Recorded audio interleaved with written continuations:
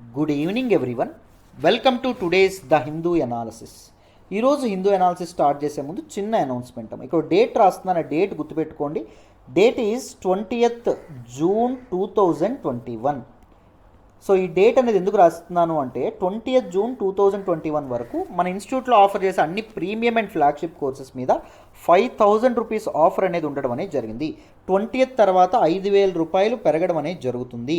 So ఈలోపే join అయ్యే ప్రయత్నం చేయండి. ఇంకా 2 days ఉంది. లైఫ్ టైం వ్యాలిడిటీతో వస్తున్నటువంటి కోర్స్ అండి. మన ఇన్స్టిట్యూట్లో ఆఫర్ చేసే అన్ని ప్రీమియం అన్ని కోర్సులు కూడా, చిన్న కోర్సు పెద్ద కోర్సు అని లేదు, ప్రతి కోర్సు కూడా లైఫ్ టైం వ్యాలిడిటీతో అందిస్తున్నాము.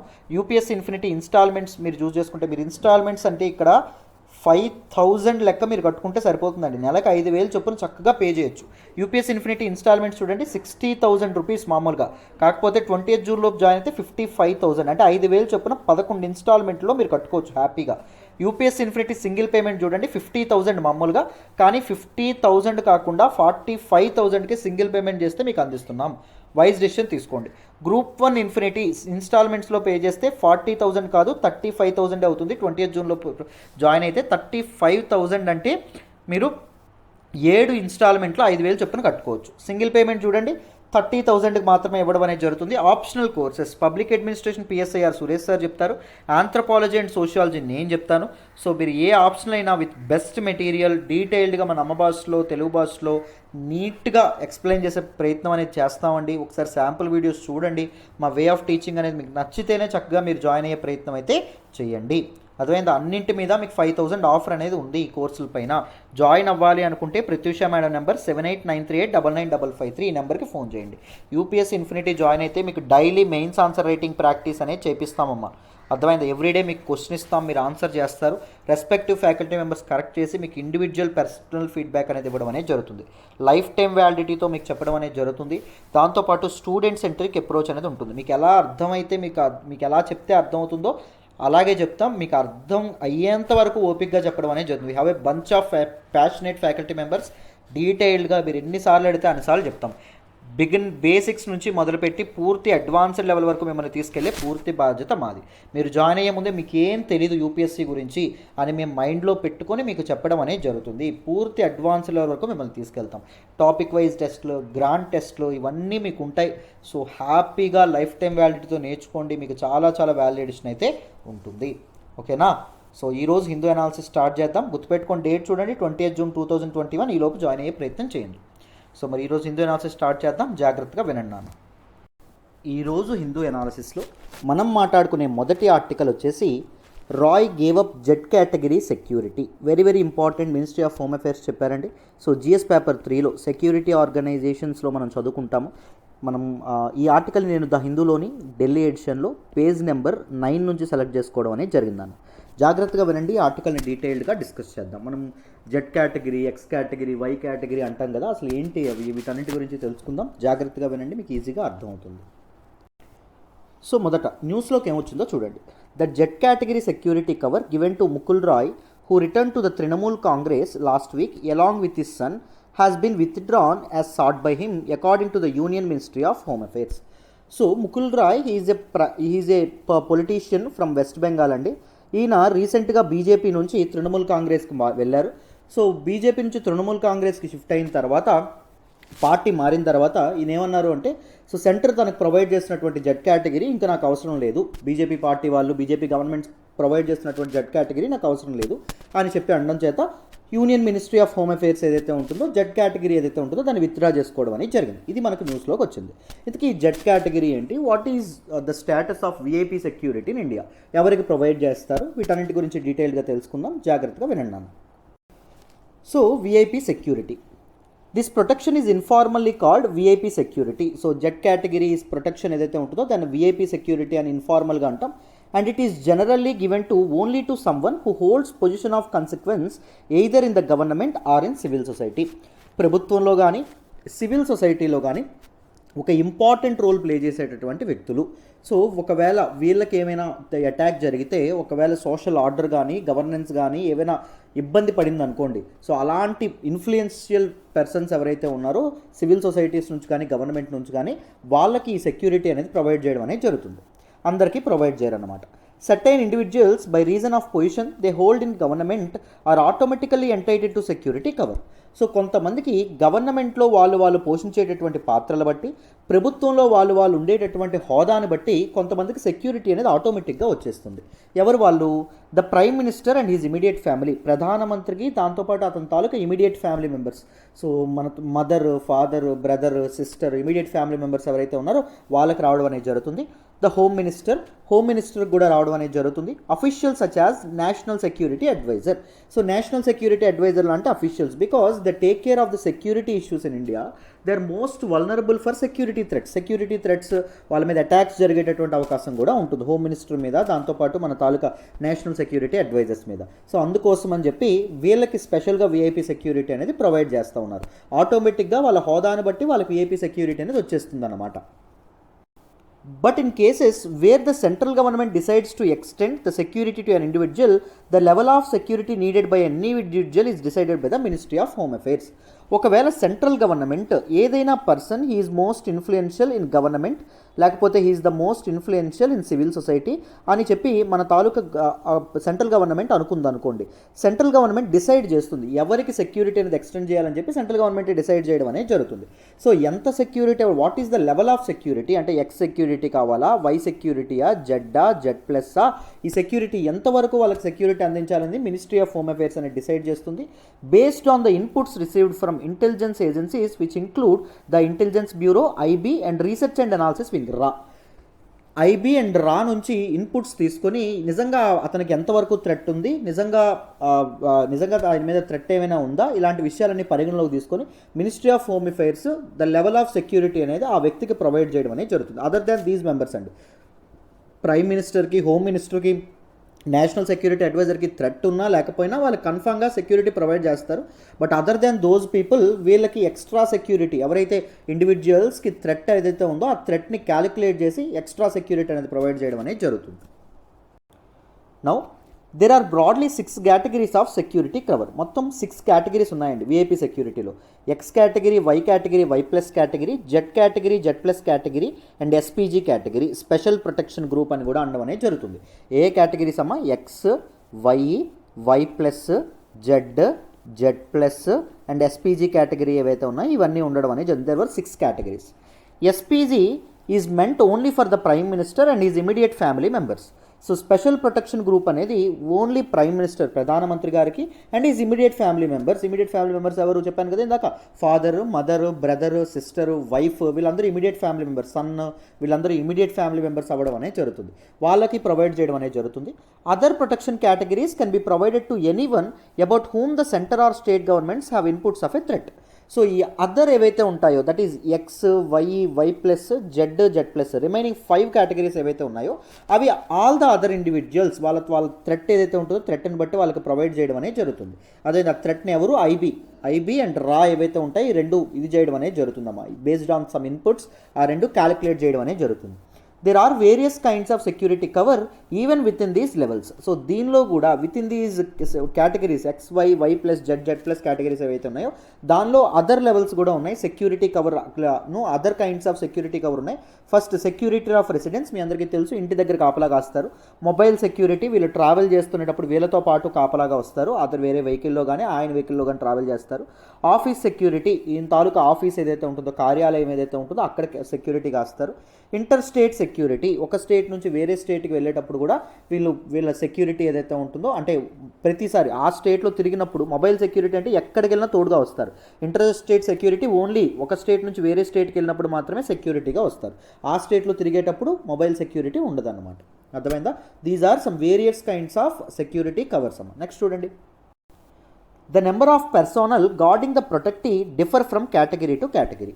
సో ఒక కేటగిరీ నుంచి అంటే మనం డిఫరెంట్ 6 కేటగిరీస్ చెప్పాం. X, Y plus, Z plus and SPG చెప్పాం కదా. ఈ కేటగిరీ వైజ్ అంటే ఒక్కొక్క కేటగిరీకి సిబ్బంది, కాపలా కాసేటటువంటి సిబ్బంది యొక్క సంఖ్య తగ్గిపోవడం అనేది జరుగుతుంది. అంటే వేరీ అవ్వడం అనేది జరుగుతుంది అని చెప్పారు.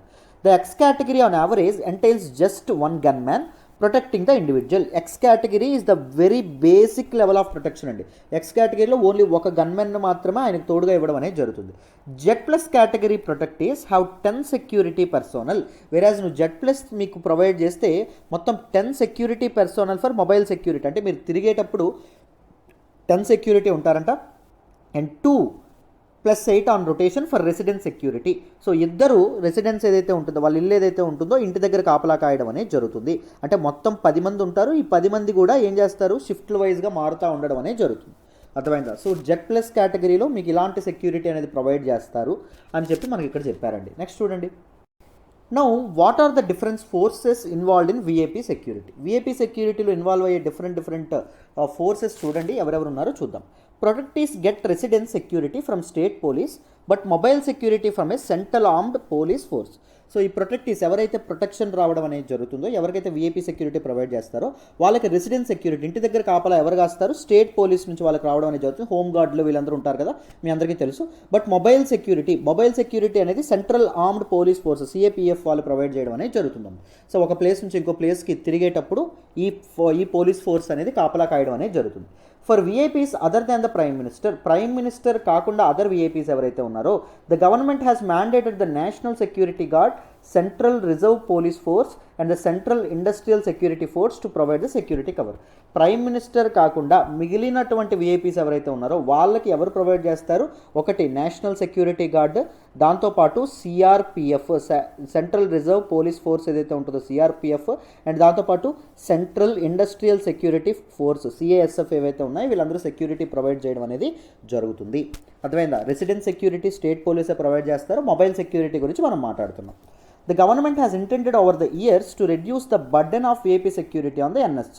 నేషనల్ సెక్యూరిటీ గార్డ్ మీద విఐపి సెక్యూరిటీ బాధ్యతలు అనేవి తగ్గించడానికి సో ప్రభుత్వం ఎప్పటి నుంచో చూస్తుంది. Because what is the intention behind NSG అనేది ఎందుకు ఏర్పాటు చేశారు, ఫర్ కౌంటర్ టెర్రరిజం ఆపరేషన్స్, ఉగ్రవాదానికి ఎగనెస్ట్గా పోరాడడానికి వీళ్ళని తీసుకొచ్చారు కదా. కానీ విఐపి సెక్యూరిటీని ప్రొవైడ్ చేయడానికి కాదు, but what they are doing now, VIP security provide చేయడం అనేది జరుగుతుంది. సో విఐపి సెక్యూరిటీ కాకుండా కౌంటర్ టెర్రరిజం ఆపరేషన్స్లో వీళ్ళని బెటర్గా వాడడానికి విఐపి సెక్యూరిటీ నుంచి వీళ్ళ బాధ్యతలు అనేవి తగ్గించడం అనేది జరుగుతుంది. It is for this reason the home minister and NSA have been given CRPF and CASF cover respectively. అందుకే నేషనల్ సెక్యూరిటీ గార్డ్ యొక్క బాధ్యత తగ్గించి సిఆర్పిఎఫ్ సెంట్రల్ రిజర్వ్ పోలీస్ ఫోర్స్కి, దాంతోపాటు సెంట్రల్ ఇండస్ట్రియల్ సెక్యూరిటీ ఫోర్స్కి, వీళ్ళకి కూడా విఐపీ సెక్యూరిటీ యొక్క బాధ్యతలు అనేవి సెంట్రల్ గవర్నమెంట్ అనేది అప్పగించడం అనేది జరిగింది. సో ఈ ఫోర్సెస్ ఏవైతే ఉన్నాయో, ఈ పర్సోనల్ ఎవరైతే ఉన్నారో వీళ్ళు ఇన్వాల్వ్ అవ్వడం అనేది జరుగుతుంది. బట్ ఎప్పుడైనా గుర్తుపెట్టుకోండి, రెసిడెన్స్ సెక్యూరిటీ స్టేట్ పోలీస్ మాత్రమే చేస్తారు. ఓన్లీ మొబైల్ సెక్యూరిటీయే మనం ఈ డిఫరెంట్ ఫోర్సెస్ గురించి మనం మాట్లాడుతున్నాం. అర్థమైందా? జాగ్రత్తగా గుర్తుపెట్టుకోవాలి. నెక్స్ట్ చూడండి.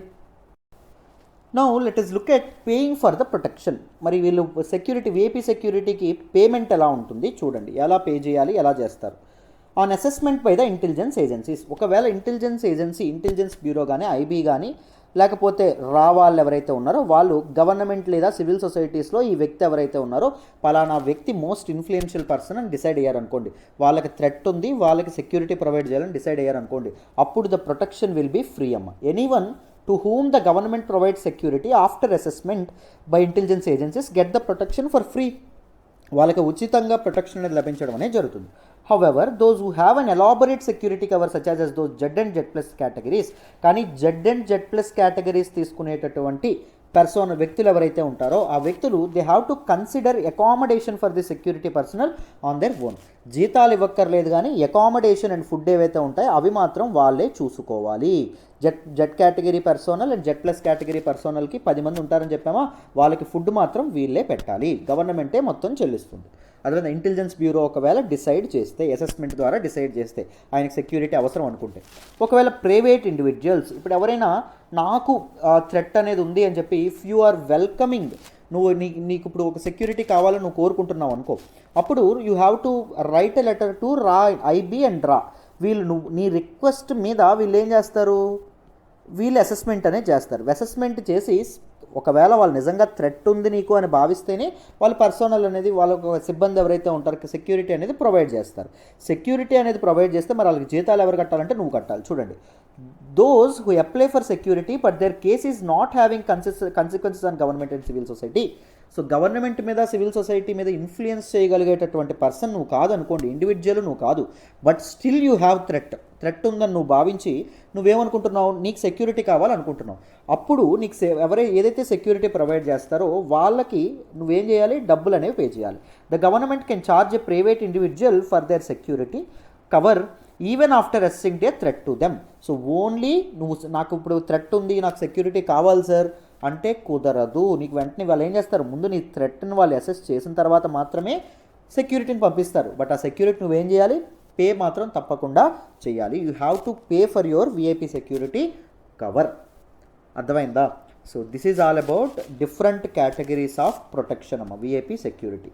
చాలా చాలా ఇంపార్టెంట్. దీని మీద మీకు ప్రిలిమ్స్లోను మెయిన్స్లోను క్వశ్చన్స్ వచ్చేటటువంటి అవకాశం ఉంది, రైట్? సో అందుకే డీటెయిల్డ్గా చెప్పడం అనేది జరిగింది. సో మరి నెక్స్ట్ ఆర్టికల్ డిస్కస్ చేద్దామన్నా, జాగ్రత్తగా వినండి. ఈరోజు హిందూ అనాలిసిస్లో మనం మాట్లాడుకునే నెక్స్ట్ ఆర్టికల్ వచ్చేసి Hong Kong police arrest newspaper editors. Very very important article regarding GS paper 2 అమ్మ. ఇంటర్నేషనల్ రిలేషన్స్లో మనం మాట్లాడుకోవడం అనేది జరుగుతుంది. ఈ ఆర్టికల్ని నేను ద హిందూలోని ఢిల్లీ ఎడిషన్లో పేజ్ నెంబర్ 12 నుంచి సెలెక్ట్ చేసుకున్నాను అన్న. జాగ్రత్తగా వినండి. ఏం జరిగిందంటే హాంకాంగ్ పోలీసులు హాంకాంగ్కి సంబంధించినటువంటి న్యూస్ పేపర్ ఎడిటర్స్ ఎవరైతే ఉన్నారో ప్రెస్ వాళ్ళని ఇది చేయడం అనేది, డిటైన్ చేయడం, అరెస్ట్ చేయడం అనేది జరిగిందంట. సో దేని బేస్ చేసుకొని అంటే నేషనల్ సెక్యూరిటీ లాని బేస్ చేసుకొని. ఇంతకీ నేషనల్ సెక్యూరిటీ లా అంటే ఏంటి, సో ఎందుకు ఇక్కడ ప్రెస్ వాళ్ళు అరెస్ట్ అవ్వడం అనేది జరిగింది, దాంతోపాటు చైనాకి హాంకాంగ్కి మధ్య రిలేషన్ ఏంటి, దాంతోపాటు వీళ్ళిద్దరి మధ్య హిస్టారికల్గా ఎటువంటి టైస్ ఉన్నాయి, వాట్ ఈస్ ద హిస్టరీ, డీటెయిల్డ్గా కంప్లీట్గా తెలుసుకుందాం. జాగ్రత్తగా వినండి, మీకు ఈజీగా అర్థమవుతుంది. సో న్యూస్లోకి ఏమొచ్చిందో చూడండి అన్న. Hong Kong police on Thursday arrested 5 senior figures at the Apple Daily. It is a tabloid news paper. మన హాంకాంగ్ న్యూస్ పేపర్ అయినటువంటి యాపిల్ డైలీకి సంబంధించినటువంటి 5 సీనియర్ ఎడిటర్స్ని హాంకాంగ్ పోలీస్ అరెస్ట్ చేయడం అనేది జరిగింది. Who had taken a strong stand supporting pro democracy protest under a new national security law.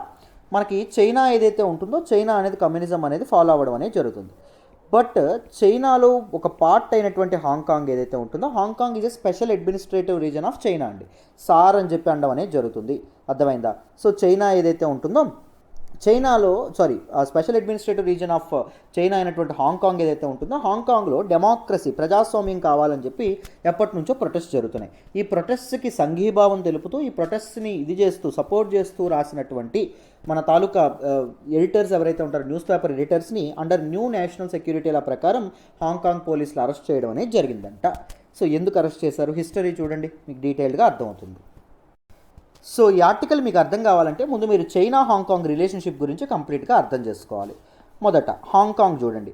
Hong Kong is a special administrative region of China. China యొక్క special administrative reason అండి. SR అని చెప్పి అనడం అనేది జరుగుతుంది. సింపుల్గా చెప్పేశారు సార్, స్పెషల్ అడ్మినిస్ట్రేటివ్ రీజన్ అని. ఇంతకీ స్పెషల్ అడ్మినిస్ట్రేటివ్ రీజన్ అంటే ఏంటి sir? It is a part of China. ఇది చైనాలో అంతర్భాగమే. But it operates with its own set of rules, governance except for defence and foreign affairs. Defence and foreign affairs కాకుండా మిగిలినవన్నీ మన హాంకాంగ్ గవర్నమెంట్ తన ఓన్గా డెసిషన్ తీసుకుంటుంది. ట్రేడ్ కానీ, ఎకానమీకి సంబంధించిన రూల్స్, గవర్నెన్స్ రూల్స్ అన్నీ వాళ్ళు ఇష్టం వచ్చినట్టే తీసుకుంటాయి. But only defence and foreign affairs మీద మాత్రమే చైనా మీద డిపెండ్ అవ్వడం అనేది జరుగుతుంది. మరి ఇలాగే చేయాలి అని చెప్పి ఏమైనా పుస్తకంలో రాసుందా సార్, రాజ్యాంగంలో ఏమైనా రాసుందా అంటారు కదా. సో నిజంగానే రాజ్యాంగంలో రాసుంది. That is basic law. Basic law is Hong Kong's constitution. Hong Kong యొక్క రాజ్యాంగంలో ఇలా రాసుంది. ఏమని రాసుంది? Hong Kong will be a special administrative region of China అని చెప్పి రాసుంది. సో స్పెషల్ అడ్మినిస్ట్రేటివ్ రీజన్ అంటే ఏంటి? It is a part of China, but it operates with its own rules. తన ఓన్ రూల్స్తో అది ఆపరేట్ అవ్వడం అనేది జరుగుతుంది. ఎవరు? హాంకాంగ్. సో ఏది చెప్తుంది అది? Basic law. Basic law is the Hong Kong's constitution, name of the Hong Kong constitution. అర్థమైందా? మరి హిస్టరీ చూడండి, ఏంటి దీని సంగతి ఏంటి, బేసిక్ లా సంగతి ఏంటో చూద్దాం. చూడండి.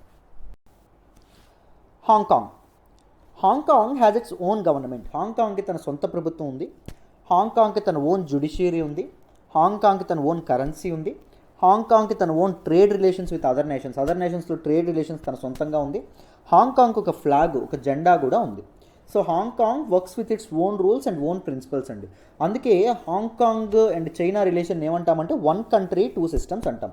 1 country that is China, okay, but there are 2 systems, 2 governance systems అనే ఉండడం అనేది జరిగింది.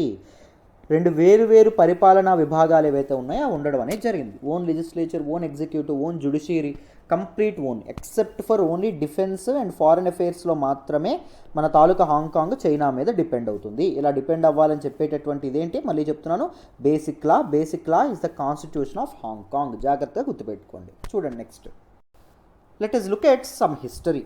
కొద్దిగా చరిత్రలోకి వెళ్దాం. అది 1842వ సంవత్సరం, 1842లో Chinese rulers, that is from Qing dynasty ఎవరైతే ఉంటారో, చైనాను పరిపాలించినటువంటి చింగ్ డినాసిటీ రూలర్స్కి అండ్ బ్రిటిష్ వాళ్ళు ఎవరైతే ఉన్నారో బ్రిటిష్ వాళ్ళకి ఫస్ట్ ఓపియం వార్ అనేది జరగడం అనేది జరుగుతుంది. ఫర్ ఓపియం అండి, నల్లమందు కోసం బ్రిటిష్ వాళ్ళు ఏం చేస్తారు, యుద్ధం చేస్తారు. దీనిలో చైనీస్ రూలర్, చింగ్ డినాసిటీ రూలర్ అనేవాడు పాపం ఓడిపోవడం అనేది జరుగుతుంది. బ్రిటిష్ వాళ్ళు ఎవరైతే ఉన్నారో వీళ్ళు గెలుపొందడం అనేది జరుగుతుంది.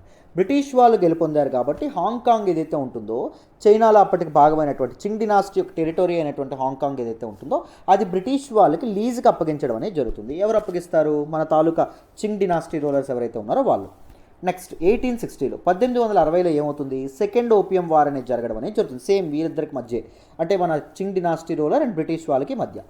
ఇందులో ఏం చేయడం అనేది జరిగింది, gave a part of Kowloon peninsula to British వాళ్ళకి మన చింగ్ డినాసిటీ హాంకాంగ్ పైనే ఉన్నటువంటి కౌలూన్ పెనిన్సులా ఏదైతే ఉంటుందో దాన్ని అప్పగించడం అనేది జరుగుతుంది. ఎవరికి అప్పగిస్తారు, బ్రిటిష్ వాళ్ళకి అప్పగిస్తారు, లీజ్కి అప్పగిస్తారు.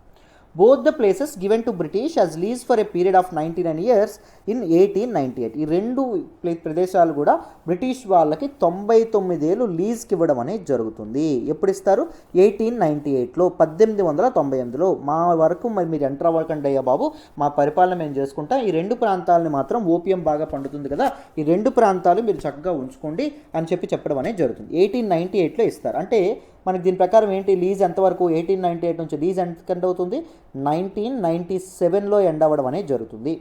అంతేనా కదా, 1997లో 99 years వరకు వాళ్ళకి అప్పగించడం అనేది జరిగింది. ఎవరికి, బ్రిటిష్ వాళ్ళకి అప్పగించారు. సో 1980s, 1980లో ఏం జరుగుతుంది, China asked British for the reunification of Chinese nation. మీ తాలూకా ఇది అయిపోతుంది కదా, 1997తో మీ రూల్ అనేది అయిపోతుంది కదా, లీజ్కి అయిపోతుంది కదా. So China, People's Republic of China ఏదైతే ఉంటుందో అదేమనిగింది అంటే హాంకాంగ్ని మాకు అప్పగించేయండి. ఒకప్పటి యూనిఫికేషన్ ఆఫ్ చైనా ఒకప్పుడు మొత్తం హాంకాంగ్తో కలిపే ఉండేది కదా, మాకు అప్పగించేయండి అని చెప్పి అడగడం అనేది జరిగింది. 1997లో 1997లో ఏమైంది, Hong Kong return to Chinese rule. Hong Kong అనేది చైనీస్కి అప్పగించడం అనేది జరిగింది. ఎవరు అప్పగించారు, బ్రిటిష్ వాళ్ళు అప్పగించారు through cyano British joint declaration. So ఈ సైనో బ్రిటిష్ జాయింట్ డిక్లరేషన్ 1997లో అయింది. ఈ 1997లో హాంకాంగ్ని బ్రిటిష్ వాళ్ళు ఎవరికి అప్పగించారు, మన తాలూకా చైనా ఏదైతే ఉంటుందో చైనాకి అప్పగించడం అనేది జరిగింది. Hong Kong's political and economic systems remain unchanged for 50 years. 1997లో జరిగినటువంటి సైనో బ్రిటిష్ జాయింట్ డిక్లరేషన్ ద్వారా ఏం నిర్ణయించారు, హాంకాంగ్లో ఉన్నటువంటి పొలిటికల్ అండ్ ఎకనామిక్ సిస్టమ్స్ మాత్రం మార్చకూడదు, చైనా మార్చడానికి ఎటువంటి ప్రయత్నాలు చేయకూడదు అని చెప్పి బ్రిటిష్ వాళ్ళు ఒక షరతు పెట్టి వెళ్ళారండి. ఎందుకంటే ఎప్పుడైతే ఈ 99 ఏళ్ల పాటు హాంకాంగ్ని మన తాలూకా ఇదేదైతే ఉంటుందో బ్రిటిష్ వాళ్ళు రూల్ చేస్తే హాంకాంగ్లోకి ఏం ఎంటర్ అయింది అంటే ఇంగ్లీష్ లాంగ్వేజ్ అనేది ఎంటర్ అవ్వడం అనేది జరిగింది. ఇంగ్లీష్ లాంగ్వేజ్తో పాటు హాంకాంగ్లోకి ఇంకేం ఎంటర్ అయిందంటే డెమోక్రసీ, ప్రజాస్వామ్యం ఏదైతే ఉంటుందో ప్రజాస్వామ్యం ఎంటర్ అయింది. డెమోక్రటిక్ వాల్యూస్ ఏవైతే ఉన్నాయో అవి ఎంటర్ అవ్వడం అనేది జరిగింది. క్యాపిటలిజం అనేది ఎంటర్ అవ్వడం అనేది జరిగింది. కమ్యూనిజం కాకుండా, సోషలిజం కాకుండా క్యాపిటలిజం అనేది ఇన్వాల్వ్ అవ్వడం అనేది జరిగింది. బ్రిటిషర్స్ యొక్క కల్చర్, బ్రిటిష్ తాలూకా ఎథ్నిసిటీ ఇవన్నీ హాంకాంగ్లోకి ఎంటర్ అవ్వడం అనేది జరిగింది. సో డెమోక్రసీ అనేది ఒక డ్రగ్, ఎప్పుడైనా గుర్తుపెట్టుకొని, డెమోక్రసీ అనేటటువంటిది ఒక వ్యసనం. ఒకసారి నువ్వు డెమోక్రసీకి అలవాటు పడ్డావా, నువ్వు వేరే దేనికి అలవాటు పడలేవు. Because democracy offers a sheer amount of freedom అండి. స్వేచ్ఛని మన తాలూకా ప్రజాస్వామ్యం ఏదైతే ఉంటుందో అది ప్రజలకు ఇస్తుంది. ఎందుకు, డెమోక్రసీ అంటే ఏంటి, ప్రజాస్వామ్యం. అల్టిమేట్ సావరెంటీ ఎవరి చేతుల్లో ఉంటుంది, ప్రజల చేతుల్లో ఉంటుంది. డెమోక్రసీకి ఎప్పుడైతే హాంకాంగ్ ప్రజలు అలవాటు పడ్డారో they are not ready to digest communism most అథారిటేరియన్గా ఉండడం అనేది జరుగుతుంది కదా. సో మన తాలూకా డెమోక్రసీ కంటే సో అలవాటు పడడం అనేది జరగదు. కాబట్టి మన తాలూకా బ్రిటిష్ వాళ్ళు వెళ్తూ మేము వాళ్ళ మీద, హాంకాంగ్ ప్రజల మీద డెమోక్రసీని రుద్దాం, హాంకాంగ్ ప్రజల మీద క్యాపిటలిజం అనేది రుద్దాం. సో పొలిటికల్ ఐడియాలజీ అయినటువంటి డెమోక్రసీని మీరు చేంజ్ చేయకూడదు, ఎకనామిక్ ఐడియాలజీ అనేటటువంటి క్యాపిటలిజంని కూడా చేంజ్ చేయడానికి మీరు ప్రయత్నించకూడదు. అర్థమైందా, మీరు అసలు ఎంటర్ అవ్వకూడదు అని చెప్పి చైనాకు ఒక షరతు పెట్టి సైనో బ్రిటిష్ జాయింట్ డిక్లరేషన్ ద్వారా మన తాలూకా హాంకాంగ్ని ఎవరికి అప్పగించింది, చైనా వాళ్ళు ఎవరైతే ఉన్నారో మన చైనా వాళ్ళకి అప్పగించడం అనేది జరిగింది. పీపుల్ రిపబ్లిక్ ఆఫ్ చైనాకి అప్పగించింది. After that China's continuous intervention in Hong Kong's legislative executive and judicial affairs. China అనేది కంటిన్యూస్గా హాంకాంగ్ యొక్క లెజిస్లేటివ్ ఎగ్జిక్యూటివ్ జ్యుడిషియల్ అఫైర్స్లోకి ఇన్వాల్వ్ అవ్వడం అనేది మొదలుపెట్టిందండి. చైనా ఒక దీనిలో ఉండలేదు, ఎప్పుడూనూ తన కమ్యూనిజం అనే దాన్ని కానీ లేకపోతే కమ్యూనిస్ట్ ప్రిన్సిపల్స్ని కానీ ఇది చేయడానికి, స్ప్రెడ్ చేయడానికి ప్రయత్నించింది. So many protest started all over Hong Kong. So చెప్పాను కదా, డెమోక్రసీ అనేది డ్రగ్. డెమోక్రసీని ఎప్పుడైతే వాళ్ళ చేతుల నుంచి వాళ్ళు లాక్కోవడానికి చూస్తున్నారో, ఎప్పుడైతే ఒక వ్యసనపరుడు, ఒక సిగరెట్ బాగా తాగేవాడికి సిగరెట్ ఎప్పుడైనా తీసుకున్నాం అనుకో వాడికి కోపం వస్తుంది. మందు బాగా వ్యసనవాడికి మందు లాక్కున్నాం అనుకో వాడికి కోపం వస్తుంది. డెమోక్రసీకి అలవాటు పడినటువంటి ప్రజలకి వాడి చేతుల్లోంచి డెమోక్రసీ స్వేచ్ఛని తీసుకున్నాం అనుకో వాడికి కోపం వస్తుంది. సో హాంకాంగ్ ప్రజలు ఎవరైతే ఉన్నారో వాళ్ళు తిరగబడ్డం అనేది మొదలుపెట్టారు. ఎవరి మీద? చైనీస్ గవర్నమెంట్ ఏదైతే ఉంటుందో చైనీస్ గవర్నమెంట్ మీద. చైనాకి ఎగెనిస్ట్గా చాలా ప్రొటెస్టులు కూడా వాళ్ళు చేయడం అనేది జరిగింది. Since 1997 Hong Kong residents have protested many times to protect there basic law freedoms. So 1997 నుంచి హాంకాంగ్ యొక్క ప్రజలు ఎవరైతే ఉన్నారో వాళ్ళు చైనాకి ఎగెనిస్ట్గా చాలా నిరసనలు తెలిపారండి. ఎందుకంటే బేసిక్ లా ఏదైతే ఉంటుందో, సైనో బ్రిటిష్ జాయింట్ డిక్లరేషన్ ద్వారా ఏర్పాటైనటువంటి basic law, that is Hong Kong's constitution. ఇంకోటి చెప్పాలంటే the book that defines the relation between China and Hong Kong. అర్థమైందా? సో ఇది మా ప్రజలకు ఇచ్చేటటువంటి ఫ్రీడమ్స్ని చైనా అనేది బలవంతంగా లాక్కుంటుంది అని చెప్పి చాలామంది ఎవరైతే ఉన్నారో వీళ్ళు మన హాంకాంగ్ ప్రజలు ఎవరైతే ఉన్నారో వాళ్ళు ప్రొటెస్ట్ అనేవి చేయడం అనేది జరిగింది. In 2003 the first major pro democracy protest took place when the Hong Kong government first tried to enact the national security law. So Hong Kong government అనేది మన తాలూకా బేసిక్ లాలో ఉన్నటువంటి, బేసిక్ లాలో క్లాజ్ ఉంటుంది, ఆర్టికల్ 23 ఏం చెప్తుంది అంటే హాంకాంగ్ గవర్నమెంట్ ఒక నేషనల్ సెక్యూరిటీ లా అనేది ఏర్పాటు చేయాలి, ఎనాక్ట్ చేయాలి అని చెప్తుంది. సో హాంకాంగ్ గవర్నమెంట్ అప్పుడు నేషనల్ సెక్యూరిటీ లాతో ముందుకు వస్తుంది. సో నేషనల్ సెక్యూరిటీ లా అంటే కొద్దిగా చైనాకి ఎక్స్ట్రా పవర్స్ అనేవి వస్తాయి దీని ద్వారా. అర్థమైంది? అదేంటో కూడా చెప్తాను. సో అది ఏర్పాటు చేసేటప్పుడు, దాన్ని తీసుకొచ్చేటప్పుడు 2003లో చాలా పెద్ద ప్రొటెస్టులు అనేవి రావడం అనేది జరిగింది. In 2014 over 1 lakh city resident took part in the umbrella revolution to protest against China's denial of democratic reforms. 2014లో ఒక సీరియస్ అంబ్రెల్లా రెవల్యూషన్ అనేది జరిగింది. అంబ్రెల్లా రెవల్యూషన్ ఎందుకంటాము అంటే చైనీస్ పోలీస్ ఎవరైతే ఉన్నారో, హాంకాంగ్ పోలీస్ ఏం చేస్తారంటే టియర్ గ్యాస్ అనేది అప్లై చేస్తారు. టియర్ గ్యాస్ నుంచి వాళ్ళు రక్షించుకోవడానికి అంబ్రెల్లాస్, గొడుగులు ఏవైతే ఉన్నాయో గొడుగుల కింద ఉండి వాళ్ళు ప్రొటెస్ట్ చేయడం అనేది జరుగుతుంది. అందుకే దాన్ని అంబ్రెల్లా రెవల్యూషన్ అని చెప్పి అనడం అనేది జరుగుతుంది. చైనా ఎప్పుడైతే డెమోక్రటిక్ రిఫార్మ్స్ అనేవి హాంకాంగ్లో తీసుకురావడానికి డినై చేస్తుందో దానికి ప్రొటెస్ట్ చేయడానికి, దానికి నిరసనగా హాంకాంగ్ ప్రజలు ఎవరైతే ఉన్నారో ఈ అంబ్రెల్లా రెవల్యూషన్ అనేది మొదలు పెడతారు. ఇన్ 2019లో the largest protest till now took place against a proposed extradition law and continued with pro democracy marches even after the legislation was withdrawn. So extradition law ఏదైతే ఉంటుందో, ఎక్స్ట్రాడిషన్ లా అనేది China తీసుకురావడం అనేది జరుగుతుంది 2019లో. దానికి ఎగెనిస్ట్గా కూడా చాలా సీరియస్ ప్రొటెస్ట్లు ఏవైతే ఉన్నాయో, ప్రో డెమోక్రసీ ప్రొటెస్ట్లు ఏవైతే ఉన్నాయో అవి ఇది చేస్తారు. అవి స్టార్ట్ చేయడం అనేది జరిగింది. తర్వాత ఈ తాలూకా లెజిస్లేషన్ ఏదైతే ఉంటుందో, ఈ చట్టం ఏదైతే ఉంటుందో, ప్రొటెస్ట్లు అనేది సివియర్ అయితే ఆ చట్టాన్ని వెనక్కి తీసుకోవడం అనేది జరుగుతుంది. ఎక్స్ట్రాడిషన్ అంటే ఏంటో తెలుసుకోవాలి. ఎక్స్ట్రాడిషన్ అంటే ఏంటండి? చూడండి, ఒక ఎగ్జాంపుల్ ద్వారా చెప్తాను. ఇప్పుడు suppose United states of America ఉంది. నేను యునైటెడ్ స్టేట్స్ ఆఫ్ అమెరికాకు చదువుకోవడానికి వెళ్ళాను అనుకోండి. నేను చదువుకోవడానికి వెళ్ళి అక్కడ నేను ఒక మర్డర్ చేసేసి మర్డర్ చేశాను, రేపు పొద్దున పోలీసులు వస్తారని నాకు గట్టిగా అనిపిస్తోంది. సో నేను ఏం చేశాను, నైట్ ఫ్లైట్ టికెట్ బుక్ చేసుకొని నేను ఇండియాకి వచ్చేసా. ఎక్కడికి వచ్చేసా? ఇండియాకి వచ్చేసా. అప్పుడు మన తాలూకా ఈ మర్డర్ జరిగిందని చెప్పి యుఎస్ పోలీసులకు తెలిసింది. యుఎస్ పోలీసులు ఎవర్రా అని ఆరాధిస్తే ఇలా సాయిరామన్ ఒకడు వచ్చాడు మన తాలూకా యుఎస్ఏలో మాస్టర్స్ చేయడానికి, వచ్చి వీడిని హత్య చేసేసి వెళ్ళిపోయాడు, రాత్రే మకాం సర్దేశాడు అని చెప్పి పోలీసులకు తెలుస్తుంది. పోలీసులు ఏం చేస్తారు? United states of American police ఎవరైతే ఉంటారో they will contact Indian police. ఒకవేళ ఇండియాకి యునైటెడ్ స్టేట్స్ ఆఫ్ అమెరికాకి ఎక్స్ట్రాడిషన్ ట్రీటీ అనేది జరిగింది అనుకోండి, అప్పుడు ఇండియా ఏం చేస్తుంది? నన్ను యుఎస్ఏకి పంపిస్తుంది. ఎందుకు? మర్డర్ నేను ఎక్కడ చేశాను? యుఎస్ఏలో చేశాను కదా. సో శిక్ష కూడా నేను యుఎస్ఏలో అనుభవించడం అనేది జరుగుతుంది. ఒకవేళ ఎక్స్ట్రాడిషన్ ట్రీటీ అనేది లేదనుకోండి, అప్పుడు ట్రీటీ అనేది జరగలేదనుకోండి, అప్పుడు ఏం జరుగుతుంది? ట్రీటీ అనేది లేకపోతే ఒకవేళ ఇండియా పంపించకపోవచ్చు. ఇదొకటి అర్థం చేసుకోండి. ఇంకొకటి ఏంటి అంటే, నేను యూఎస్ఏకి వెళ్లకుండా సపోజ్ ఇండియాలో ఉంటున్నాను. ఇండియాలో ఉంటూ నేను యునైటెడ్ స్టేట్స్ ఆఫ్ అమెరికాలో ఒక బాంబ్ బ్లాస్ట్ అనేది ప్లాన్ చేశాను. బాంబ్ బ్లాస్ట్ అనేది ప్లాన్ చేస్తే ఆ బ్లాస్ట్ జరిగిన తర్వాత యునైటెడ్ స్టేట్స్ ఆఫ్ అమెరికాకి ఏం తెలిసింది అంటే, ఈ బాంబ్ బ్లాస్ట్ వెనక మొత్తం ఉండి నడిపించింది ఎవరు? సాయిరామ్. సో ఇండియాలో వాడు ఉంటాడు, వాడిని తీసుకురావాలి అని అనుకున్నారు. సో యూఎస్ఏ ఏమడుతుంది? ఇండియాకి నన్ను అప్పగించమని చెప్పి అడుగుతుంది. ఇద్దరి మధ్య ఎక్స్ట్రాడిషన్ ట్రీటీ ఉందనుకోండి, ఇండియా అనేది నన్ను యూఎస్ఏకి అప్పగించడం అనేది జరుగుతుంది. This is the main thing about extradition. అర్థమైందా? సో ఇప్పుడు జాగ్రత్తగా గుర్తుపెట్టుకోండి. ఇక్కడ చైనా తీసుకొచ్చినటువంటి ఎక్స్ట్రడిషన్ లా ఏంటి అంటే, ఇప్పుడు హాంకాంగ్లో ఎవరైతే ప్రొటెస్ట్ చేస్తున్నారో వాళ్ళని హాంకాంగ్ జ్యుడిషియరీ ఏదైతే ఉంటుందో జ్యుడిషియల్ సిస్టమ్ అనేది ట్రయల్ చేయకుండా చైనా విల్ రిక్వెస్ట్ హాంకాంగ్ గవర్నమెంట్కి రిక్వెస్ట్ చేస్తుంది ఎవరు ఆ వ్యక్తిని పంపించమని. ఆ వ్యక్తి ఏం చేస్తాడు, ఆ వ్యక్తిని ఏం చేస్తారు మన చైనా వాళ్ళు, తన మెయిన్ ల్యాండ్ చైనా ఏదైతే ఉంటుందో చైనాకి తీసుకెళ్ళిపోతారు. చైనాలో అతని తాలూకు ట్రయల్ విచారణ అనేది జరుగుతుంది. అఫ్ కోర్స్ చైనాలో ట్రయల్ అనేది చైనా గవర్నమెంట్ యొక్క ఇంట్రెస్ట్కి తగినట్టుగా జరుగుతుంది కదా. సో మరి ప్రో డెమోక్రసీ, మాకు ప్రజాస్వామ్యం కావాలి అని చెప్పి హాంకాంగ్లో ఎవరైతే ప్రొటెస్ట్ చేస్తున్నారో వాళ్ళందరినీ చైనా ఇష్టం వచ్చినట్టు తన దేశానికి తీసుకెళ్లి విచారించి అక్కడ జైలు శిక్ష విధిస్తే అప్పుడు చాలా ప్రాబ్లం ఏర్పడుతుందా లేదా? సో హాంకాంగ్లో ప్రజల తాలూకు వాయిస్ అనేవి రైజ్ అవుతాయా? అవ్వవు. సో అందుకోసం అని చెప్పి ఈ ఎక్స్ట్రడిషన్ లా ఏదైతే ఉంటుందో దీనికి కంప్లీట్గా నో చెప్పడం అనేది జరిగింది. దీనికి కంప్లీట్గా ప్రొటెస్ట్ చేయడం అనేది జరిగింది ఎవరు, హాంకాంగ్ ప్రజలు. సో అప్పుడు మళ్ళీ ఎక్స్ట్రడిషన్ లాని వెనక్కి తీసుకోవడం అనేది జరిగింది చైనీస్ గవర్నమెంట్. అర్థమైందా? నెక్స్ట్ చూడండి. సో చైనా రీసెంట్గా నేషనల్ సెక్యూరిటీ లాని తీసుకురావడం అనేది జరిగింది హాంకాంగ్కి. ఏంటా నేషనల్ సెక్యూరిటీలో ఏం చెప్తుంది? ఇట్ క్రిమినలైజెస్ ఎనీ యాక్ట్ ఆఫ్ సెసిషన్ అంటే బ్రేకింగ్ అవే. చైనా ఇప్పటికీ ఆల్రెడీ నేను చెప్పాను ఏ సిస్టమ్ మనం ఫాలో అయ్యాం, వన్ కంట్రీ టూ సిస్టమ్స్ అనేటటువంటి థియరీని కదా మనం ఫాలో అవుతున్నాం. So Hong Kong is a part of China, it is an integral part of China.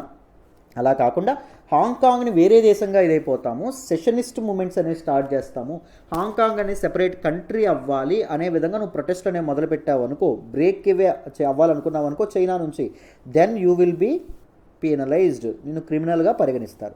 సబ్వెర్షన్, undermining the power of central government. So central government అంటే ఇక్కడ ఎవరు, people republic of China, PRC ఏదైతే ఉంటుందో China యొక్క గవర్నమెంట్ నువ్వు undermine చేసినట్టు ఏవైనా మాట్లాడినా, చైనా యొక్క సెంట్రల్ గవర్నమెంట్ మీద నువ్వు ఏవైనా విరుచుకుపడినా మాటల తూటాలతో నిన్ను ఇంకేం జరుగుతుంది, నువ్వు కూడా క్రిమినలైజ్ చేయడం అనేది జరుగుతుంది, నిన్ను పీనలైజ్ చేయడం అనేది జరుగుతుంది. Next terrorism, using violence intimidation against people. ప్రజలకు ఎగెనెస్ట్గా హింసాత్మకమైన ఘటనలో పాల్గొన్నా లేకపోతే ప్రజల్ని రెచ్చగొట్టేటటువంటి మాటలు ఏమైనా చేసినా నువ్వేమవుతావు, నిన్ను అండర్ నేషనల్ సెక్యూరిటీ లా ప్రకారం నిన్ను అరెస్ట్ చేయడం అనేది జరుగుతుంది. Collusion with foreign external forces, ఒకవేళ ఫారెన్ ఫోర్సెస్తో లేకపోతే ఎక్స్టర్నల్ ఫోర్సెస్తో నువ్వు కొల్యూడ్ అయ్యి వాళ్ళతో కలిసి చైనా సెంట్రల్ గవర్నమెంట్ ఏదైతే ఉంటుందో, Hong Kong central government that is China federal government, దానికి ఎగెనెస్ట్గా నువ్వేమైనా ప్లాన్లు చేసినా నువ్వు అప్పుడు ఏమవుతావు, నిన్ను వీళ్ళు అరెస్ట్ చేయడం అనేది జరుగుతుంది. So under this national security law ప్రకారం న్యూస్లోకి ఏమొచ్చింది అంటే హాంకాంగ్ యొక్క న్యూస్ పేపర్ ఎడిటర్స్ ఎవరైతే ఉన్నారో ఎడిటర్స్ని అరెస్ట్ చేశారు. రీజన్ ఈ 4 ఏంటబ్బా అంటే ఏం చెప్పారు అంటే, they are colluding with foreign or external forces, they are receiving foreign funds and they are trying to defame China's central government. China యొక్క సెంట్రల్ గవర్నమెంట్ వాళ్ళు డిఫేమ్ చేయడానికి, దాంతోపాటు హాంకాంగ్ ప్రజల్ని రెచ్చగొట్టడానికి, హాంకాంగ్లో డెమోక్రసీ అనేది అప్లిఫ్ట్ చేయడానికి వీళ్ళు కృషి చేస్తున్నారు, వీళ్ళు ట్రై చేస్తున్నారని చెప్పి మన తాలూకా చైనీస్ గవర్నమెంట్ ఏదైతే ఉంటుందో అది ఏం చేయడం అనేది జరిగింది. సో వీళ్ళు ఎవరైతే ఉన్నారో వీళ్ళని అరెస్ట్ చేయడం అనేది జరిగింది. అర్థమైందా? ఇది న్యూస్లోకి వచ్చింది, మీకు కంప్లీట్గా హిస్టరీతో సహా చెప్పాను. I hope you understand this particular article నాన్న. Let us move to the next article. ఈరోజు హిందూ అనాలిసిస్లో మనం మాట్లాడుకునే నెక్స్ట్ ఆర్టికల్ వచ్చేసి birth and death registrations up in 2019. Very very important article regarding GS paper 2 గవర్నెన్స్లో మనం మాట్లాడుకోవడం అనేది జరుగుతుంది. సో మెయిన్స్లో మీకు క్వశ్చన్స్ వచ్చేటటువంటి అవకాశం ఉంటుంది, దానిలో ఈ డేటా అనేది మీకు చాలా ఉపయోగపడుతుందమ్మా. Your answer will become more informed if you have enough data to complement your statements. మీ స్టేట్మెంట్స్ని కాంప్లిమెంట్ చేయడానికి మీకు ఇనఫ్ డేటా ఉందనుకోండి, ఆ ఆన్సర్ మీరు ఇనఫ్ ఎగ్జాంపుల్స్ ఇస్తే ఆన్సర్ బాగా ఉంటుంది, చాలా బాగా తయారవుతుంది. సో అందుకోసం ఈ ఆర్టికల్ సెలెక్ట్ చేసుకున్నాను, జాగ్రత్తగా వినండి. ఈ ఆర్టికల్ని నేను ద హిందూలోని ఢిల్లీ ఎడిషన్లో పేజ్ నెంబర్ 10 నుంచి సెలెక్ట్ చేసుకున్నాను అన్న. జాగ్రత్తగా వినండి, క్లియర్గా ఈ ఆర్టికల్ని ఎక్స్ప్లెయిన్ చేస్తాను. సో న్యూస్లోకి ఏమొచ్చిందో చూడండి. The level of registration of births and deaths in the country improved in 2019. So పుట్టుకలు కాదు, పుట్టుకల రిజిస్ట్రేషన్ నమోదు చేయడాలు ఏవైతే ఉన్నాయి, నమోదుల సంఖ్య, మరణాలు జననాల యొక్క నమోదుల సంఖ్య ఏదైతే ఉంటుందో అది 2019లో చాలా చక్కగా పెరగడం అనేది జరిగింది అని చెప్పి మనకి ఈ రిపోర్ట్ అనేది చెప్తున్నారు. According to vital statistics of India based on the civil registration system report. So ఈ రిపోర్ట్ అనేది ఏం చెప్తుంది, birth rate and death rates యొక్క రిజిస్ట్రేషన్స్ అనేవి 2019లో ఇండియాలో పెరిగినాయి అని చెప్పి చెప్పడం అనేది జరుగుతుంది. Some states and union territories for however logging behind. కానీ కొన్ని రాష్ట్రాలు దాంతోపాటు కేంద్రపాలిత ప్రాంతాలు మాత్రం ఇంకా నమోదుల సంఖ్యలో ఇంకా మంచి పెర్ఫార్మెన్స్ అనేది చూపించలేదు. They are still lagging behind అని చెప్పి మనకి ఈ రిపోర్ట్లో చెప్పడం అనేది జరిగింది. The report states that the level of birth registrations increase from 7.8% in 2018 to 92.7% in 2019. So birth rates ఏవైతే ఉన్నాయో బర్త్ రేట్స్ అనేవి 2018లో 87.8% ఉంటే 2019లో 92.7%కి పెరగడం అనేది జరిగిందంట. అంటే సింపుల్గా ఏంటి, 100 మంది పిల్లలు పుడుతున్నారు అనుకోండి, 2018లో 87 మందిని మాత్రం రిజిస్ట్రేషన్ చేసేవాళ్ళు, మిగిలిన వాళ్ళు రిజిస్ట్రేషన్ చేసేవాళ్ళు కాదు. ఇప్పుడు 2019లో 100 మంది పిల్లలు పుడుతుంటే ఎంతమందిని 92 మెంబర్స్ని బర్త్ రిజిస్ట్రేషన్స్ అనేవి జరుగుతున్నాయి అని చెప్తున్నారు. And death registrations also went up to 84.6% to 92%. Death registrations కూడా పెరిగినాయి అంట డ్యూరింగ్ దిస్ పీరియడ్. సో 84.6% 2018లో ఉంటే 92% 2019లో ఉండడం అనేది జరిగింది అని చెప్పి మనకు చెప్పడం అనేది జరిగింది. While 14 states or union territories achieved 100% level of birth registrations. మొత్తం 14 రాష్ట్రాలు యూనియన్ టెరిటరీస్ కలిపి 14 states and union territories they achieved 100% birth registrations అంటే 100% బర్త్ రిజిస్ట్రేషన్స్ అనేవి చేశారంట. 19 states or union territories achieved the same level in cases of death. So 19 states అనేవి 100% అనేది death రిజిస్ట్రేషన్స్లో 100% అనేది నమోదు చేయడం అనేది జరిగిందంటే అచీవ్ చేయడం అనేది జరిగింది అని చెప్పి చెప్తున్నారు. 100% అంటే ఏంటి, ఇక్కడ 14 రాష్ట్రాల్లో 100 మంది పుడితే 100 మందిని రిజిస్టర్ చేయడం అనేది జరుగుతుంది. సో 19 రాష్ట్రాల్లో 100 మంది చనిపోతే 100 మంది తాలూకా మరణాలని నమోదు చేయడం అనేది జరుగుతుంది. అది దాని తాలూకా అర్థం. ఓకేనా, నెక్స్ట్ చూడండి. The number of registered births increase to 2.48 crore in 2019 from 2.33 crore in 2018. 2018లో 2.33 crore 2,33,00,000 ఉంటే 2019లో 2.48 crore 2,48,00,000 అనేవి బర్త్ రిజిస్ట్రేషన్స్ అనేవి జరగడం అనేది జరుగుతుంది. The share of male and female was 52.1% and 47.9%. So total birth రిజిస్ట్రేషన్స్లో 52.1% మేల్ పీపుల్ మగవాళ్ళు ఉండడం అనేది జరిగింది. 47.9% ఫీమేల్ చిల్డ్రన్ ఎవరైతే ఉన్నారో వాళ్ళ నమోదు వాళ్ళ ఫీమేల్ ఇన్ఫాంట్స్ ఎవరైతే ఉన్నారో రిజిస్ట్రేషన్స్లో వాళ్ళ షేర్ అంత ఉందని చెప్పి చెప్పడం అనేది జరిగింది. In the case of registration of births with in the prescribed period of 21 days. చూడండి, ఇది ఇలాంటివి important statement. So birth registration ఎప్పుడు చేయాలి, ప్రిస్క్రైబ్డ్ టైం ఎంత, 21 పుల్లాడు పుట్టిన 21 రోజుల లోపలే చేయడం అనేది జరగాలి. 15 states and union territories achieved more than 90% of registrations. So birth రిజిస్ట్రేషన్స్లో 15 రాష్ట్రాలు అండ్ కేంద్రపాలిత ప్రాంతాలు మోర్ దెన్ 90% రిజిస్ట్రేషన్ అనేది చూడడం అనేది జరిగిందంటే birth రిజిస్ట్రేషన్స్లో. The highest sex ratio at birth based on the registered events was reported by Arunachal Pradesh. So sex ratio at birth, మనకి అరుణాచల్ ప్రదేశ్లో నమోదు అవ్వడం అనేది జరిగింది 1024. 1024 అంటే ఏంటి, సెక్స్ రేషియో అంటే ఏంటి, number of females per 1000 males అండి. అర్థమైందా, ప్రతి 1000 మగవాళ్ళకి ఎంతమంది ఆడవాళ్ళు ఉన్నారు అని చెప్పి అర్థం.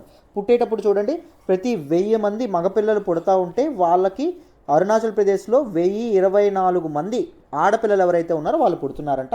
Followed by Nagaland 1001, Mizoram 975, Andaman and Nicobar islands 965. The lowest sex ratio at birth was reported by గుజరాత్లో చాలా తక్కువ అండి. 1000 మంది మన తాలూకా వీళ్ళు ఎవరైతే ఉన్నారు మగపిల్లలకి 901 మాత్రమే ఆడపిల్లలు ఉన్నారు. Assam 903 and Madhya Pradesh 905, following Jammu and Kashmir 909. ఇది సెక్స్ రేషియో అట్ బర్త్గా మనకి చెప్పడం అనేది జరిగిందాం. అర్థమైందా? సో ఓన్లీ ఫస్ట్ ఏం చేసిందో అదొక్కటి గుర్తుపెట్టుకోండి, ఇంప్రూవ్ అయిన విషయం కూడా గుర్తుపెట్టుకోండి.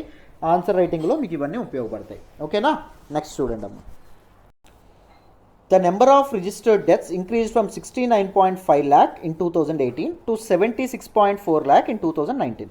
So number of registered deaths ఏవైతే ఉన్నాయి 2018లో 69.5 లక్షల నుంచి 2019లో ఏకంగా 76.4 lakhsకి పెరగడం అనేది జరిగిందంటే the share of male and female was 59.6% and 40.4%.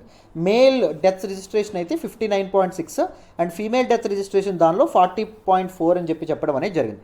Based on the information received from 31 states or union territories, the share of institutional deaths in total registered deaths was 32.1%. Institutional death అంటే ఏంటి అంటే మన తాలూకా హాస్పిటల్స్లో కానీ నర్సింగ్ హోమ్స్లో కానీ చనిపోతే దాని institutional deaths అని చెప్పడం అనేది జరుగుతుంది. టోటల్ డెత్స్లో 32.1 డెత్స్ అలాగే ఏర్పడడం అనేది జరుగుతుంది. అంటే 100 మందిలో 32% మంది 100 మంది చనిపోతే 32 మంది హాస్పిటల్లోనే చనిపోతున్నారు అని చెప్పి మనకి ఇక్కడ చెప్పడం అనేది జరిగింది. ఇన్ఫాంట్ డెత్స్ చూడండి, చిన్నపిల్లల్లో Even states and union territories achieved more than 90% registration of deaths within the prescribed period of 21 days. So states and union territories ఏవైతే ఉన్నాయో అవి కూడా more than 90% of registration of డెత్స్లో మోర్ దెన్ 90% రిజిస్ట్రేషన్ అనేది చూడడం అనేది జరిగిందంట. సో దీనికి కూడా ప్రిస్క్రైబ్డ్ టైం చూడండి, బర్త్ రేట్కి డెత్ రేట్కి సేమ్ అమ్మ 21 days, within 21 days registration అనేది చేసుకోవాలి. In the case of registration of infant deaths, the share of urban area was 75.5% compared to 24.5% in rural areas. So infant చిన్నపిల్లలు చనిపోతుంటే urban ఏరియాస్లో 75.5% people ఎవరైతే ఉన్నారో వాళ్ళు రిజిస్టర్ చేస్తున్నారు. రూరల్ ఏరియాస్లో ఓన్లీ 24.5% మాత్రమే రిజిస్ట్రేషన్స్ అనేవి జరుగుతున్నాయి. 100 మంది చిన్నపిల్లలు రూరల్ ఏరియాస్లో చనిపోతే ఓన్లీ 24 మందిని మాత్రం రిజిస్టర్ చేస్తున్నారు. In the north east, Arunachal Pradesh reported 100% registration of births. So Arunachal Pradesh అనేది 100% రిజిస్ట్రేషన్ అనేది చూసిందంట, but only 38.6% of deaths. Arunachal Pradesh యొక్క డెత్ రేట్ మనకి రిజిస్ట్రేషన్ ఆఫ్ డెత్ రేట్ చూడండి 38.6%. అంత మాత్రం రిజిస్టర్ చేస్తున్నారు. Nagaland also registered 100% birth. నాగాలాండ్లో కూడా 100% బర్త్ రిజిస్ట్రేషన్ అనేది చేస్తున్నారు, బట్ జస్ట్ 30% డెత్స్ అనేవి డెత్ రిజిస్ట్రేషన్స్ అనేవి కంపారిటివ్లీ చాలా తక్కువ ఉన్నాయండి. While Manipur recorded 67.7% births and only 21.4% deaths. మణిపూర్లో బర్త్స్ అనేవి 67.7% ఇది నమోదు చేపిస్తున్నారు అండ్ డెత్స్ 21.4% మాత్రమే. In Sikkim there was 100% registration of deaths but 61.2 registration of birth. సిక్కింలో రివర్స్ ఉంది చూడండి, డెత్ రిజిస్ట్రేషన్స్ అనేవి 100% ఉంది, బట్ బర్త్ రిజిస్ట్రేషన్స్ అనేవి కేవలం 61.2% మాత్రమే ఉంది. అర్థమైందా? నార్త్ ఈస్ట్లో 100% రిజిస్ట్రేషన్స్లో అరుణాచల్ ప్రదేశ్ ఉంది, బట్ డెత్స్ రిజిస్ట్రేషన్ మాత్రం చాలా తక్కువ. ఇది గుర్తుపెట్టుకోండి, ఓకేనా? మనకి నాగాలాండ్ కూడా 100% బర్త్ రిజిస్ట్రేషన్స్ అనేవి చేస్తుంది, ఓకేనా? నెక్స్ట్ చూడండి అమ్మా, full registration. However Mizoram and Tripura reported 100% registration of both births and deaths. Mizoram and Tripura రెండు 100% బర్త్ రిజిస్ట్రేషన్స్ అనేవి చేస్తున్నాయి, డెత్ రిజిస్ట్రేషన్స్ కూడా అక్కడ నమోదు అవ్వడం అనేది జరిగింది. అంటే 100 మంది పుడితే 100 మంది రిజిస్టర్ చేస్తున్నారు, 100 మంది చనిపోతే 100 మందిని రిజిస్టర్ చేస్తున్నారు పేర్లని. Meghalaya had 100% registration of births and 97.6 registration of deaths. మేఘాలయలో బర్త్ రిజిస్ట్రేషన్స్ అనేవి 100% ఉన్నాయి అండ్ డెత్ రిజిస్ట్రేషన్స్ 97.6% ఉన్నాయి. While Assam reported 100% registration of births and 74% registration of deaths. అస్సాంలో బర్త్స్ రిజిస్ట్రేషన్ 100% ఉంటే డెత్స్ అనేవి ఓన్లీ 74% ఉండడం అనేది జరిగింది. In Bihar and Jharkhand the levels of registration of births were 89.3 and 84.3% and levels of registration of deaths were 51.6 and 58.8 అమ్మ. So birth rate registration చూడండి, బీహార్లో ఎంత 89.3 అండ్ డెత్ రేట్ ఎంత 51.6. సో మన తాలూకా జార్ఖండ్లో ఎంత బర్త్ రిజిస్ట్రేషన్స్ 84.3 అయితే డెత్ అయితే 88.8. In డామండయ్యూ the figure was 50.7 and 61%, చాలా తక్కువ. డామండయ్యూలో బర్త్ రిజిస్ట్రేషన్స్ ఎంత తక్కువ ఉన్నాయి చూడండి, ఈవెన్ డెత్ రిజిస్ట్రేషన్స్ కూడా చాలా చాలా తక్కువ ఉన్నాయి. You can coat these examples when you come across a question on birth rate registrations and death registrations and all. I hope ప్రతి ఒక్కరికి ఈ పర్టికులర్ ఆర్టికల్ కూడా డీటెయిల్డ్గా అర్థమైందనే అనుకుంటున్నాను, ఓకేనమ్మా? This is all about today's Hindu analysis అమ్మ. నా ఎక్స్ప్లెనేషన్ వస్తున్నట్టయితే కీప్ లైకింగ్ అవర్ వీడియోస్, మీ ఫ్రెండ్స్తో షేర్ చేసుకోండి, ఎలా ఉందో కామెంట్ చేయండి అండ్ మీకు ఏమైనా డౌట్స్ ఉన్నా కామెంట్ చేయండి. Thank you so much for all the support so far. Thank you so much. వీలైతే యూపీఎస్సీ ఇన్ఫినిటీలో జాయిన్ అయ్యే ప్రయత్నం చేయండి అమ్మా, మీకు చాలా చాలా వాల్యుయేషన్ అయితే ఉంటుంది. నన్ను నమ్మి జాయిన్ అవ్వండి, మీ నమ్మకం అసలు ఒమ్ము కాదు. థ్యాంక్ యూ సో మచ్ అమ్మా.